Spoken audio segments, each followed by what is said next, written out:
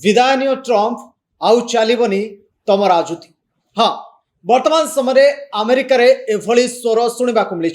अमेरिकार विरोधी दल संसद माने ट्रम्प को इम्पीचमेंट करने दावी करुचंती।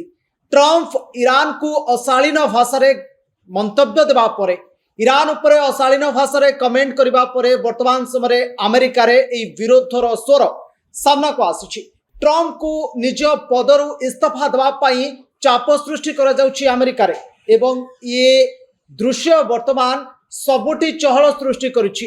विशेष करी डोनाल्ड ट्रम्प जो भली भाव में युद्धर विभीषिका रचिछंती, सारा विश्व डोनाल्ड ट्रम्प को पई आज आतंकित अवस्था रही। यार प्रभाव अमेरिका रे मध्य पड़िछि एवं रविवार दिन डोनाल्ड ट्रम्प जड़े शक्तिशाली देशर राष्ट्रपति, जो अन्य देश ईरान भली गोटे देश को एभली मत ईरान भली गोटे देश उपरे एभली अशालीन भाषा मंतव्य देवा एवं ईरान को एभली टार्गेट करबा कोठी ना कोठी अमेरिकार विरोधी दलर संसद मानकू आघात देछि। एवं जेतेबेले निज देशर सम्मान उपर आंच आसुछि, जेतेबेले सारा विश्व रे एही आलोचना सृष्टि होछि जे युक्तराष्ट्र अमेरिकार राष्ट्रपति एते तळकू खसी जाई पारंती, एते नीच स्तरर गाली करि पारंती एवं कमेंट रे जणे साधारण रोड साइड बॉय भली गाली करि पारंती बा कमेंट लिखि पारंती, ताहले से देशर संस्कृति किभली हेतिबो ए प्रश्न वर्तमान समय सारा विश्व रे सृष्टि होछि। आ एथि पई डोनाल्ड ट्रम्प को विरुद्ध रे वर्तमान समय अमेरिका रे विरुद्धर स्वर शाणित होबाकू बसिछि। तेबे मु आपनकू कहि रखिबाकू चाहिबी केउ केउ सांसद कौन डोनाल्ड ट्रम्प को विपक्ष रे मत आनिचंती। किछि किछि सांसद कहउचंती जदि डोनाल्ड ट्रम्प को जगह रे बाराक ओबामा किंबा जियो बाइडेन एभली मत रखि थांते बा एभली कमेंट दे थांते, तेबे रिपब्लिकन पार्टी रो सदस्य माने एते बेलकू तांकू पद छाड़िबा पई अतिरु अति चाप पकई थांते। आउ किछि संसद सेनेटर क्रिस मोर्फी निज सोशल मीडिया अकाउंट रे पोस्ट करिसंती, जदि मु ट्रम्प को कैबिनेट रे थांती तेबे मु 25तम संशोधन आईन को व्यवहार करी डोनाल्ड ट्रम्प को पदरु बाहर करबा पई वकील मानक सहित कथा ही थांती। एक कथा कहिसंती सेनेटर क्रिस मोर्फी। कांग्रेस सदस्य यास्मीन अंसारी मत रखिछंती जे ट्रम्प वर्तमान समय पागल हो गले।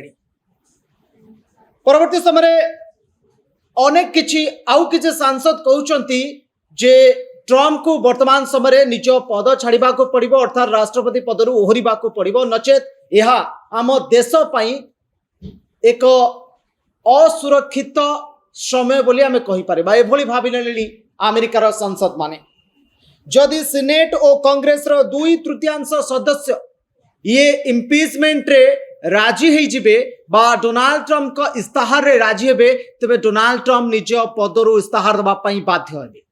एवं जहाँ नियम कहूची डोनाल्ड ट्रम्प जेतेबेले निज पदरु इस्ताहार देबे, परवर्ती समय रे उपराष्ट्रपति देश को चलेबे, अर्थात जेड वैंसी अमेरिकार उपराष्ट्रपति डोनाल्ड ट्रम्प को जगह ने। तेबे एभली गोटे समय आसीबो कि अमेरिका रे ताहा होची बड़ प्रश्न।